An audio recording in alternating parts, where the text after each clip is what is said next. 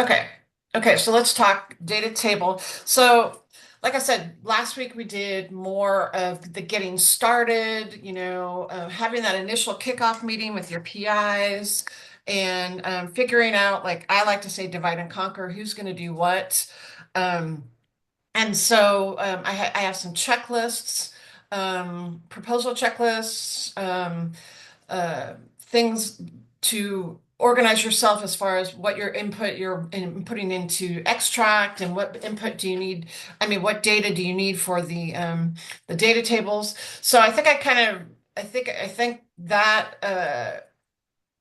kind of leads into data table two. And I know you guys are going to go, wait, what happened to data table one? So really, because let me push current slide. Okay. From data to, let me share my screen here. So why can't I share my screen? There we go. Okay. So data table two. So data, t let me back up really quickly. Um, Here's the list of the data tables. So just to go over them quickly, there's 8 tables. There used to be 12. Now there's 8. The first table is your departments and programs, basically what programs and departments are going to be involved with the training of either your pre-docs or postdocs or undergraduates. Data table 2 is all your faculty mentors that will be listed on the grant. These aren't key personnel, but they are the mentors that will be mentoring the trainees in this particular type of training. Table 3 is a list of all of the other training grants we have on your campus that overlap with your faculty, which I'll talk about. Table 4 is research support. It's not pending support. It's active research support for your faculty. 5 is publications of your past trainees and your current trainees. Table 6, it talks about like counts of how many people applied to your program. Um, Talks about URG, which is underrepresented groups, the percentage of that for your programs. Table 7 is just this is for renewal grants. Like Gloria, you have a renewal grant, you're going to need to know how the appointments were awarded for the last project period. And then there's the outcomes, which is probably the most difficult. Nah, I don't know if it's a difficult table, but it's a lot of work because these are basically that's the fruit of your whole program and tracking your trainees in the NIH wants up to 15 years of data. So it can be kind of difficult to track down, trainees sometimes that's left 10, 12 years ago. So the reason why I like to start here in data table 2 is because you can't really start anywhere else unless you know who your faculty members are. So you have to have an initial list from your faculty saying, okay, these are the ones that are going to be participating. So, if you're working on a renewal, what I do in that kickoff meeting, and if you didn't do it in the kickoff meeting, that's fine. You can approach your PI now and say, okay, these were all the faculty members that were on the last renewal. We've added a couple. Here's your total faculty list. Tell me who you want to, I don't know, to take off, and then are there new faculty you want to add? So that is really completely up to them. And they dictate that. You can't send out any emails, you can't get research support for someone that you don't know who you're putting on your grant. You can't put, all these faculty names in extract unless you have the names, right? So really, this is like your number one starting point. And that's why I like to talk about this table first. Um, and a lot of I'm giving you I'm doing a presentation on this at Ankura. If anyone's going to Ankura, which is I don't even know what it stands for. It's like National, I don't know, something about research administration. Anyway, they're having a conference here in March 18th and 19th in San Diego. So if you guys are going, I'll be doing a presentation on this. And I'll be doing two presentations, actually, a post-award one as well. So I thought I'd use my slides here to, you guys can be my guinea pig on this. So for as far as data table two, this is what it looks like. And um, Gloria or Evelina, can you guys give me an example? Is your program postdocs and predocs, or just predocs, or just postdocs? Postdocs for us. So Evelina, okay. Yeah, So I'm in UCSF. yeah, you're UCSF. So you would get a list basically of all of your faculty, and generally speaking, I would say on average, there's about 30 to 32 faculty per training grant. So you have your main, PD, PI, you might have a co-director, and then you probably have another, at least, I would say 30 faculty. I've seen them go up as high as 150 faculty on one grant for very large programs. So it kind of just depends on the size of your grant. I don't, you don't know. But in this case, so NIH updated their data tables in January. And so basically you only have to report on the stages of training that is relevant to your grant. So it used to be you had to, whether you had just a pre-doc program, you had to do pre-docs and post-docs. Now, if like Evelina has just a post-doc program, she can ignore all of this pre-doc information. She just has to fill in the post-doc information. So that's a little bit lighter lifting, I guess you could say. So this is, I mean, it's pretty straightforward, right? You're putting on your faculty here, their terminal highest degree, their rank, whether, now this one says research assistant professor. Usually it's like, professor, assistant, associate, and then they do have some others in there. Um, but generally those are the four or five. One thing that I would recommend on this rank, and I can't stress this enough, is you're also going to be collecting bio sketches for all of these faculty. Make sure your rank in table two matches the bio sketch rank.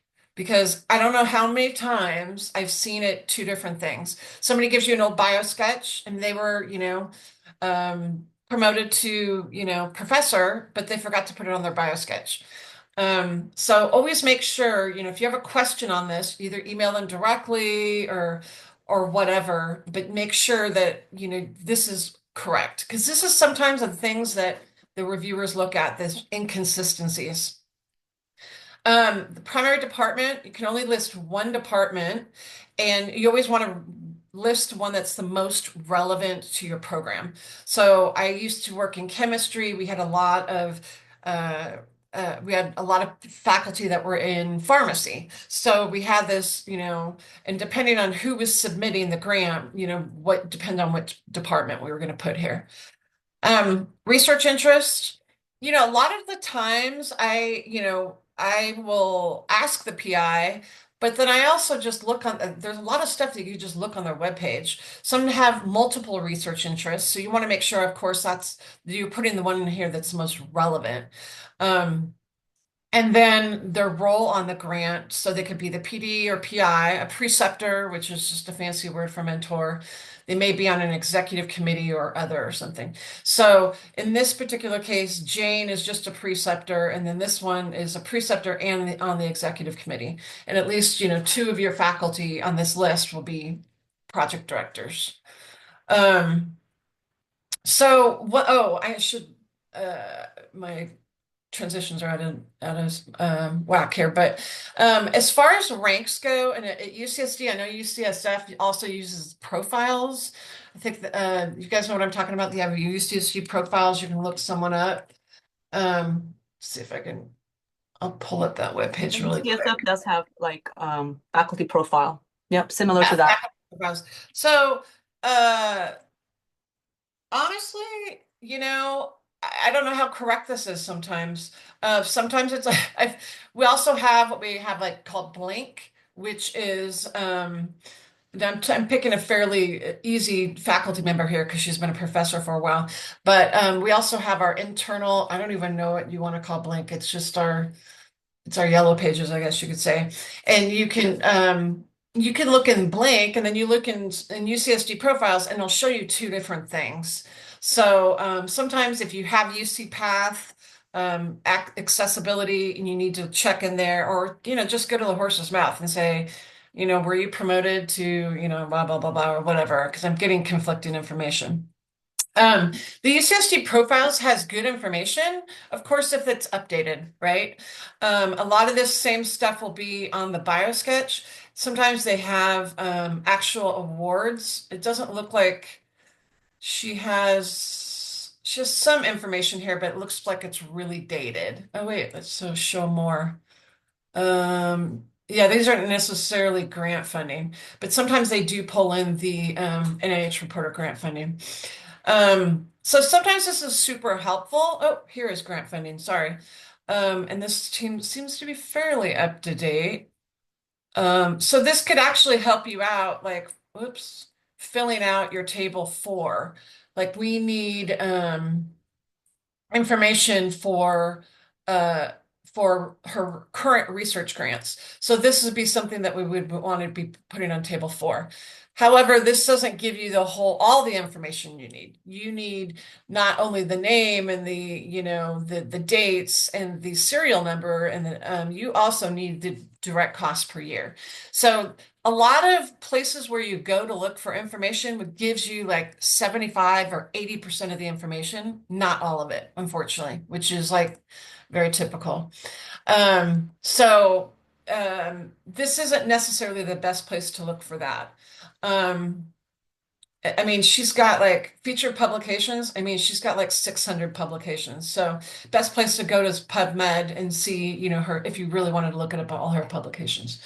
So, anyway, so that's just kind of looking at, where you're going to be able to find this information.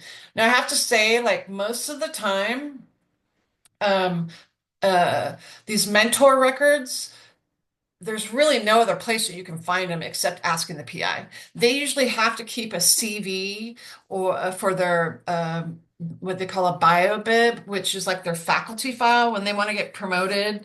They have to turn in, all their publications, all their grant funding, who they've trained. Um, for however 5 years or whatever, how often they get reviewed. And so usually the PI always has that up to date, right? Because there's a money incentive, right? So they want to get promoted at some point. So usually they have a record of everyone that they've trained at some point. It's a matter of finding that. And there's no what UCSD, we don't have a database that has that information, so we can't pull a report on that. So usually that's just like, okay, you got to email your PI. And when I was talking last week, I don't know if you guys, if I went over this, but I'll show it to you again. Um, there was a sample email to faculty, and oh, that's opening the wrong. You guys can see that, right? Just nod your head if you can see the Yeah. sample email. Okay, there we go. So this is basically, everyone's going to have to get an email like this. And one of the things is you're going to ask is, can you send me your most recent mentor records? And these are for the last 10 years. And then your research support, which we'll talk about, and then the biosketch and your research interests. I usually try to keep it, under a certain amount of characters. But if you in that initial email to your PI, your faculty members, that's quite a bit of information, in my opinion. You're asking for 4 things, and people are going to respond and give you 2 of those things, and then they're going to procrastinate on one of those things, and then maybe you'll get the other one, 2 days before the deadline. I hate to tell you that, but people are going to be piecemealing them to you. I've had people that like to do these Google surveys. I know that Evelina talked about that last week. That's completely up to you, if that's how you would like to gather your data.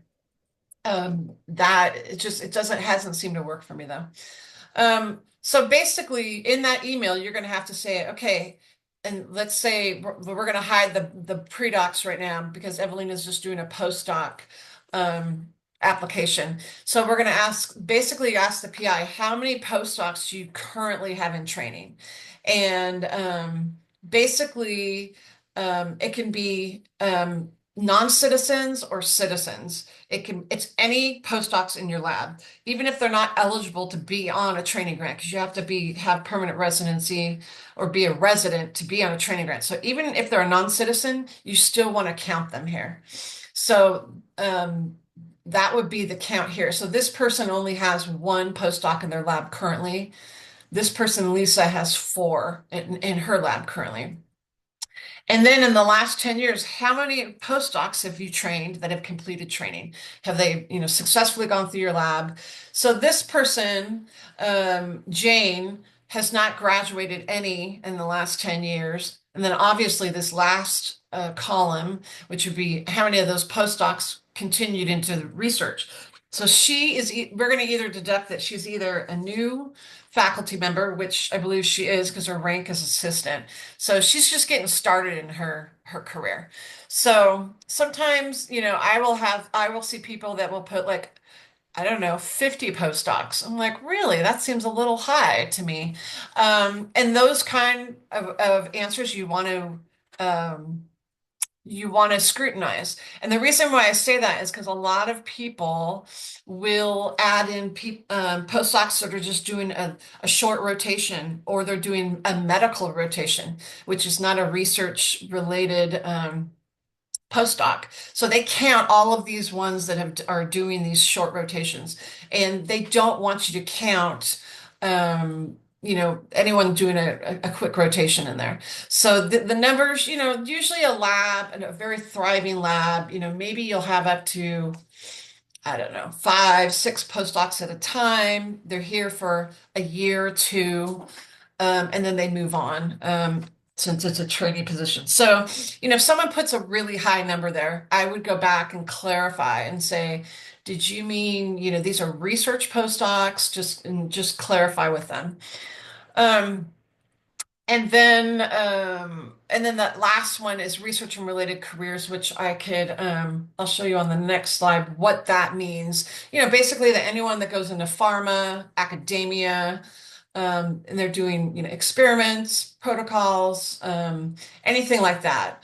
I mean, it's pretty obvious, right? So I think, you know, if they're going to work at Starbucks, obviously it's not a research and related career, unless they're working on, the effects of caffeine or something, maybe. But um, so, I mean, this is one of those things from the NIH. This can be interpreted, sometimes you don't know, like, is this a research or related career? And if you have a question, I would just ask the PI, would you classify this as that, or, make your own call? But it looks better if you have, if you graduated two postdocs and both of them went into a research and related career, it's going to look better for you. So, one thing that I was checking one time, because I do check these data tables for people that are submitting, and someone put here, they had two postdocs that completed training, and then three of them went into research and related careers. And I go, wow, how can this number be higher than that number? Well, it can't, because this number it's going to be two or less, right? So some people would just like put numbers in there, and I don't think they realize what they're thinking. And the NIH will look at contradictions like that. If they say, oh, I've got 15 postdocs that went into research and related careers, but only 10 have graduated, in the last 10 years. Sometimes people are just filling in numbers just to fill in numbers. And the reason why I say that is because, I have a very like naive look at the world sometimes, and I had when I first started in this position, I was looking at prior renewals and looking at that data, assuming it was like gospel. And so I was like, oh, well, that's what they put in last time. It must be correct. And then I'm like, no, just because people submit it to the agency certainly doesn't mean that it's correct. So even if someone else put a renewal in last time, you're finding like conflicting data, you're looking at that last renewal. Yeah, don't assume. I mean, I'd like to assume that everyone's putting in correct information to the agency, but don't always assume that. Um, so, hi, Jill, Joe. Can I Yes. just confirm Yeah, that we do not want to include any rotating pre-docs or postdocs for that matter? Confirming? correct. And so Correct. we Yeah. also don't want to count them in the, you know, after they've left, have they gone into research? Not including them at all. Okay. Yeah. Yeah. Those types of short-term appointment, like I mean, I would say short-term, it's not even an appointment, it's a rotation, you know. Right. Yeah. Yeah. Yeah. Yeah. Because I have some of the PIs arguing, well, whatever, whatever. And I'm just like, well, And they're I only there for actually like I will 3 months. say, let me pull up the instructions really quickly. Um, I think it says exclude. Um, Here, let me do a exclude pre-docs or postdocs doing research rotations or clinical interns and residents unless they are engaged in full-time mentored research training. So that's the exact language. So you could spit that back at them if you want. I can copy and paste that up for No, you. no, I could pull it. Thank you, Jill.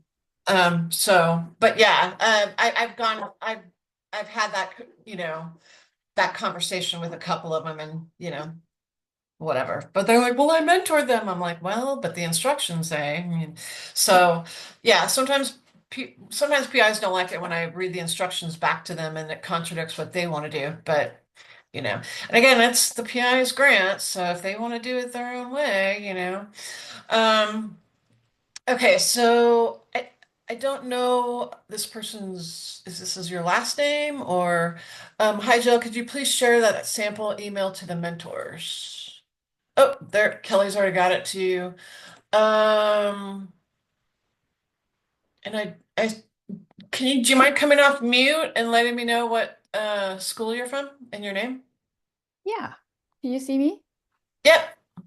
Hi, I'm Lee Forsman. I'm from Salk Institute. Oh, okay. Oh, you're Lee. Okay, so the L wasn't capitalized, so I wasn't sure. Okay, so Lee, yes, I welcome. I know that I know Lisa Churchill really well. Is it Taylor over there now? Hello, Uh, Morgan. It's I the know has private diff- side. so And let me give you, I don't know if you've been on the website. I'm gonna pop in the website to you. Um, and I'll even share my screen. So here is the training grant website for UCSD. A lot of information you'll find is specific to us, but some of it's very generalized. So, what I was talking about is like getting started to submit a grant last week, how you organize yourself, the basic checklists and whatnot. And then here is the sample email to faculty. oh, And and this is open for anybody. You don't have to be UCSD. I have it just open because I got tired of having it being high up, behind a password protected and having to give people access all the time because I'm like, a lot of this stuff isn't proprietary. So, you'll find things on here. I'm really into checklists and whatnot and spreadsheets. So it's not the most advanced. I mean, it's just they're simple spreadsheets, but it'll help you get started and tailor it to whatever you want to, do whatever you want. And if you find a better way of doing it, let me know because I'm always open to new ideas. On the training and tools tab, I have a lot of previous sessions as far as office hours. I've done a lot of training on data tables, individual data tables, financial expense reports. This is more tailored towards the UCSD because of our systems. But then there's other things in here that, you can find out about, rebudgeting if you wanted to learn about more about rebudgeting. Um, Rebudgeting, which is that's a universal thing. So you could also look here for rebudgeting information. A lot of people are going, it's kind of RPPR season, so I have a checklist for that. I have a quick guide, and then I have a budget template, which should be That's using just the NRSA amounts. And then if you're from a different institution, you could just change. I don't know if, now that I think of it, like oh no, UCSF, you guys wouldn't have pre-doc programs, right? So this would be different. But if you're like from Salk and you're trying to put together a budget, you could just whatever the fees are, that's different for your institution, you can change that here. But these are basically just using the NRSA, current NRSA amounts. Um, so there's a lot of little I don't know, just simple, like I said, simple things to help you get started because I know this is a weird process for everybody. Um, and yeah, like I said, our PPR process, we were just talking about, Lee, you came on, I think, a little bit late, but we were just Oh, talking about this. The big thing to remember with the RPPRs is they're not like your normal research RON RPPR. So it's really, you have to really remember that this is like a very much a different animal. The biggest mistake I see is people want to administer a training grant like a research grant. And there's no carry forward, there's unliquidated expenses, there's just different terms and stuff. And you have to do this diversity report and you have to do data tables. So it's a that lot, was it's a that, lot that different. the diversity table. We just had that problem just as yesterday. We're trying to, so we have two T32 grants. The new one is we're trying to submit it, and then we had this error message saying that um, it's for the B4 accomplishment. And we couldn't submit it. It says that we have to either say there's nothing to report, or we have to upload Mhm. a file, which we did. So we were like running in circles. It's like, what do they mean? And now I'm looking at your troubleshooting part saying Yeah. it has to be submitted by the PI. So Yeah, yeah, so you have to so go much. to Xtrain or in the RPPR module, I believe, and there's a link there, and only the PI can generate this report.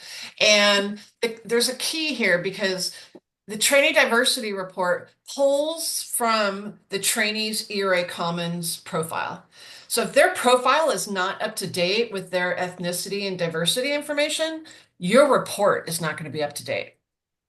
So you have to like ping the trainees, hey, go into your ERA Commons and, click your ethnicity and diversity or whatever, and then it's going to appear on my trainee diversity report. Otherwise, it's going to come up with a bunch of zeros. Right. The, Yeah, that's what we have now. and then the other reason why they wouldn't show up there is if your appointments haven't been accepted by the agency, Uh, which that could be very possible right now. And this isn't, it used to be an editable document. Now they have it all electronic because, people will say, well, I know this person's, a diverse hire or whatever. And you could manually do it. Now, like if the trainee doesn't do it, you can't do it. So you have to like, kind of hand walk that trainee and say, okay, I need you to go to ERA Commons. More than likely, they probably forgot their password because they never go in there. You have to reset the password and do all that stuff. So it's a little bit, I don't know how many trainees you guys have, but it's just we have something, three. yeah, that's not too bad. So, but that's one thing that before you generate that report, or you can generate it and go, oh, okay, I'm missing, someone's record here. And it's not going to tell you who. So, Um, I was trying to look at the links in your website about the trainee diversity report troubleshooting. One of them is not working. Generate a report instructions. That one. So the NIH websites are down. They took them offline. It just says Because of that trigger word. trigger Um, word. Yeah, that's a good one. Yeah, that's a nice way to put it. Yeah. Hey, So Jill, can I add something? So we're almost in our 10th year. So we've submitted a good handful of our PPRs now. And actually, so as signing official, we're able to generate the diversity report. So our oh, PIs that's right. actually do You're right. nothing. It could be that, so or the PI. So I Right. Yeah, you're right. You have a kind of a different position that you're an SO. Right. Most of us here are not SOs, I would assume. But Okay. yeah, And then that's in good. addition to that, so to get around the diversity report that auto generates within extract, which is the problem I've continued to have every year, it doesn't reflect the appropriate amount of URMs. And so I generate the report wrong, whatever's in extract, and I add the one that you can type in yourself with the Uh, correct numbers. And so okay. there's two diversity reports in there, and they've accepted it every year. Oh, interesting. Okay. So that's a workaround if you can't get it Mhm. done. I haven't actually tried that method. But then Angel gets away with a lot more different stuff than UCSD does. So We only have one training grant, that's why. So they're not so hard maybe on they're not us. so picky. Yeah. Hmm.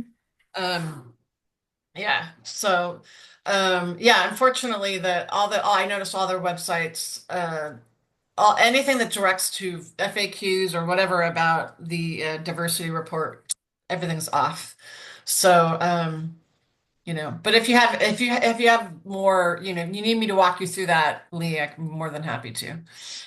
I can I think I'll just pass the message to Taylor, she's on the project side, so she can verify if the report. I could see that report. Like when I go to the RPPR, I could see that report.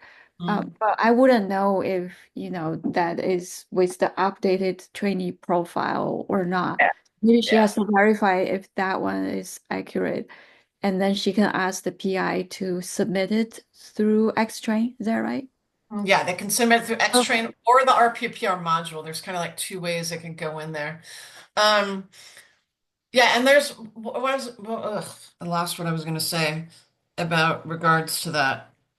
One thing that you can kind of proactively do, a lot of stuff that, of course, you can Monday morning quarterback, right? But when you're appointing someone onto the training grant, you could say at that time, hey, let's have like here we go for another little checklist. Okay, can you please update your area of commons right now? And just, maybe, I don't know if you meet with the person when you appoint them or not, probably not, right? But you could say, this is the time we want you to go in and update your area commons profile. So then they don't have to do it when it comes to the actual reporting time. It's already done. But, that's a perfect world. So we obviously don't live in a perfect world. So, um, anyway, Much. That's really helpful. so yeah, let me know what I can do for you, Lee. I love you people at Salk. You guys are big drinkers. So nobody caught that. They really are. You guys are tough over there. So. Yeah, I will talk to Taylor. She's more like the hands-on person. And then we'll see if that can fix the error. It is late, so we got the grant from a separate agency, uh NIAID, and we didn't realize that they expect the progress report due 5 months prior to the start date. I know, isn't it? Like Really? we Because I know NIGMS does that, but I didn't know NIAID did that too. let me double see. But the best way to know is looking in the area comments, the for that particular PI when it's going to be due. But there used to be a report, and I don't know, is there still a report you can run at NIH that would say all the RPPRs that are due? Yeah, but I think they changed it, didn't they? Angel's nodding her head at me, but um. I run their report weekly, and so it's Can you still send me the there. link? Can you send me the link to that? Because I went to go look for it and I couldn't find it. Well, you It have to used be logged in to Commons to pull the okay. list. Yeah, and then it's very easy to do. And the T32 shows up because ours did. So it used to be you didn't have to be in Erie Commons, right? Oh, well, that's new to me. I wish that Yeah, was they the real used to have deal. like a website. You just had to know like your number for your institution. And but okay. Yeah, I knew they changed it, but I'm not very um Yeah, so I only know the way if you log in. okay, I'm logged in. Can you walk me through it? Oh yeah, then you just click on RPPR. RPPR. And then you just hit search. Don't type in anything, just hit Oh, search. and then you're literally gonna just pull up oh, you do it very, okay. Or you could Interesting. type T32 and it'll only pop up T32, Yeah. Or R25s or whatever. And then you can export this. Okay. Hmm. Interesting. Oh yeah, we've only got 27 pages of them. Yeah. So yeah. But Search by somebody can go back to, T32. so You it's can break interesting. it Yeah, down these by are all T32. good. Yeah. We don't need to do the ones that are, but yeah, I can chop it up just to what I want. Yes, okay. So I think that's so obvious, but I didn't think about that. I was always trying to do that other report, the RPF number, IPF number you had to have or something like that. So, okay, so it's 12:55. Gloria and Evelina, I know you guys are like submitting for May. I know Katie is too, but I know Katie's role is a little bit different. Um, what questions do you guys have for me? And we talked last week about getting yourself organized. Now you know that you need your PI list and you need to start sending out your emails. What other questions do you have for me right now? So I already sent out emails and stuff, my PI. So I'm dealing with for context, I have a rheumatology T32 renewal and an RPPR, which is due April 1st. RPPR is April 1st. The PI in that is pretty organized, or at least, has her ducks in a row for the most part. And she's kind of asking me to like enter the information in extract from the table data we're collecting. So Okay. I'm kind of, what I would have loved as I'm thinking about this, I was like, I would love for like to show here's what I have, like what do I do with this information kind of thing, right? Like Okay. what's the best way to approach gathering. And then so I think I'm just feeling really overwhelmed a little bit with like all these tasks, and where is the first where do I start first? Which table? Like which table do I Okay. start? So, well, let's separate the RPPR. Are you working on the RP? Are you working on both of them at the same time? So I'm working for an RPPR for an endocrinology T32. So I always have to put two different hats on. It feels like, then I'm Okay, getting so this they're information. two different So two grants different grants. One is only an RPPR. The other one is an RPPR and a renewal. and a renewal. Okay. And So a you have renewal. Rheumatology is both. okay. So have you been on my RPPR webpage? I have, but I haven't dug deep like thoroughly. I'll be honest in saying that. Okay. And Yeah. I do have some videos out there, like, and walks you through the whole Okay. RPPR module. And Okay. then that checklist that I have in there will really help you like go through the RPPR module. I usually have that Mhm. checklist up and the module and going, okay, what can I do? Some busy work here to fill this in for my PI. Then I can Mhm. go back to my PI and say, I need this from you. And then send them that checklist and say, these are the components I need from you. Okay. Um, Okay. so that might help you. But yeah, the one thing that is a big burden, I guess you can say, for the admins is the section B4, which is where you Mhm. have to come up with summary statements from the trainees. You have to come up with the trainee diversity report that we were just talking about. And then table 8, which is for the data tables. Remember, there's 8 data tables, Right. which you're doing the renewal, you have to do all 8, right? I But if you're know. doing the RPPR, you just have to do that one data table, which is table 8. That's right. That's right.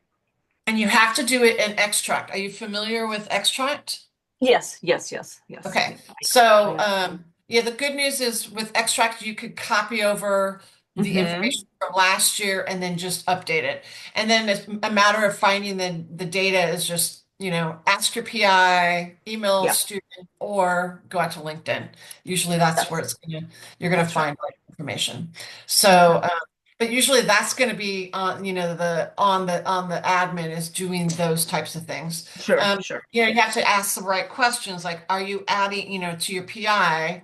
And that's why the checklist keeps you organized. And you can Mm-hmm. say, okay, do you have any new faculty mentors that need to be added to the RPPR? Mm-hmm. You need to ask those kinds of questions. Yeah. So The good news is that both PIs on both programs have done this before multiple times. good, good. And so they're kind of are good in telling me what I need to get. Hmm. And I'm just trying to get like more, I guess, organized in terms of like what's the best, what should I tackle first, and how do I make sure I'm asking the right information from like faculty mentors, all that stuff, right? So, and I'm glad that you have templates there. The Yeah, of as course. far as like the RPPR, you shouldn't have to ask your faculty mentors much information right now.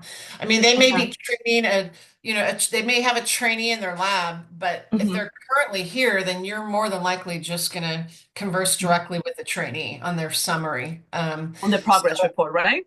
progress support, yeah. So Yeah. they have Okay. a summary they have to do. Got it. And then, for that aspect of it. But if, of Um, course, if you have someone that left 5 years ago and you can't figure out where they are now or yeah. whatever, then you may have to go back to the faculty member and say, hey, do you know what happened to Roger? Did he, Sure. still Yeah. in academia or whatever? Um, Yeah.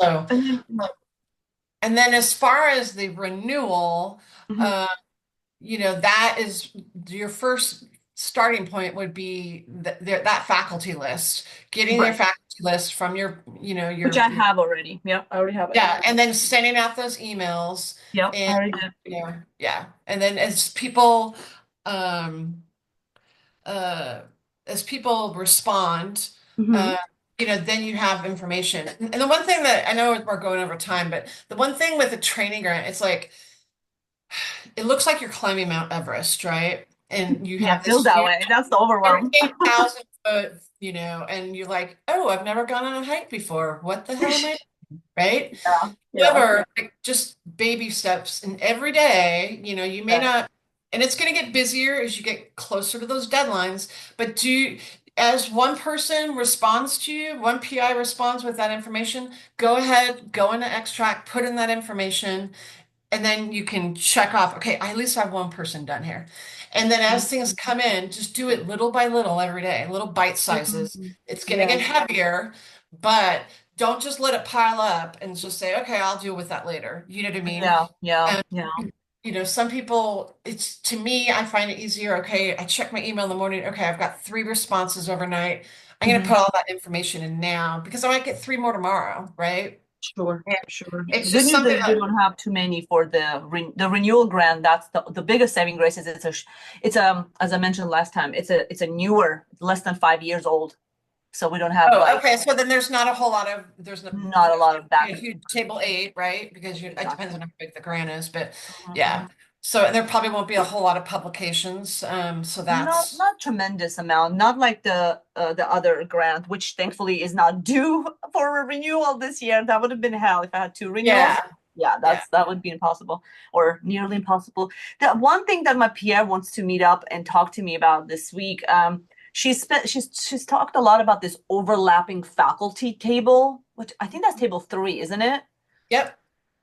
And I think so. I think is there any sort of it seems a bit of confusing. So like I've requested that from different departments that we know may have overlapping. So if I get a response and there isn't an overlap, do I just like ignore that list because it's Okay, so this is kind of an interesting question because so I know UCSF, you guys have, I think, more training grants than we do. And Mhm. so if you have, let's just throw out a number, 50 training grants, right? They all have their own unique list of Right. mentors, right? At UCSD, I actually I have a list, a historical list of all of our training grants, and then who's on each and every single one of them. When one Mhm. comes off, one comes back on. Mhm. And then I can run a list, very quickly as far as who's overlap. So I want to say that you might want to check. You guys used to have um, her name was Halima, but you Yeah, guys we used no to longer have that. That's the problem, Jill. That department, have, that okay, person is gone. We're going to okay, try to figure something out now, like like today we're actually going to have the very first T32 community meeting at UCSF, which is really ridiculous that it's Oh, now. yeah. But I think we complained enough, or at least I did, to say, listen, we need some hub, like this Halima Yeah, person who somebody I needs never to met. collect that data. I mean, and Yes, it really like it took a lot of time. I had to pull up that's right. each and every application, current application, and then it's not listed in NIH Reporter. You have to just go into the actual application and look at their list. Put it all in a spreadsheet. Yep. Um, so yeah, I mean but it makes our table 3 very easy. I can just give it to Because people. you have a central hub, right? Sounds like you're the one who's keeping Yeah, track of that. I'm the Yep, I'm the data collector on that one, and that's so. right. That's right. Yeah. So if you don't have it, and especially for you guys, like Mm-hmm. Angel comes from it. She's from La Jolla Institute. They have 2 training grants. She Right. probably Oh my knows on the God. top of her head. That's everybody. Yeah, that's easy. Or you have 1. Oh, I'm thinking of Salk Institute. They have 2.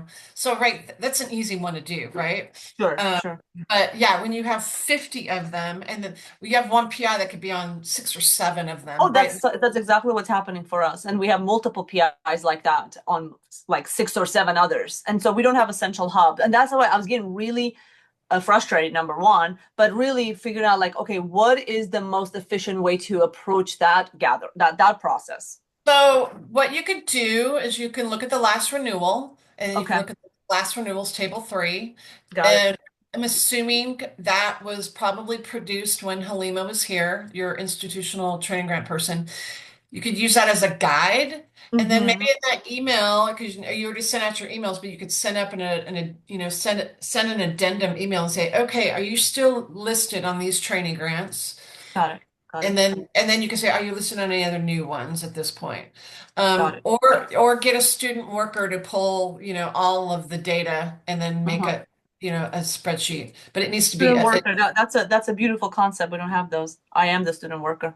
I agree. I'm the student worker too. Yeah, Um, we're all student workers. yeah.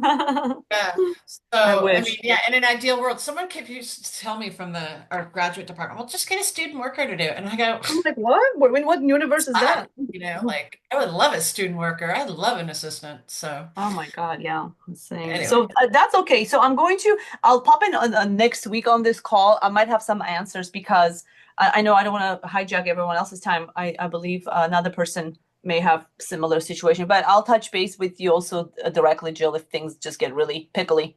Sounds good. Sounds good. Thank you. You're just a saint for helping Yeah. out. Angel, appreciate it. Glad I could be of help. So it's Thank you so much. 1:07. I'll let you guys log off if you want to. If you want to stay on and you still have questions, Gloria, you might have questions for me. But I'm going to stop recording.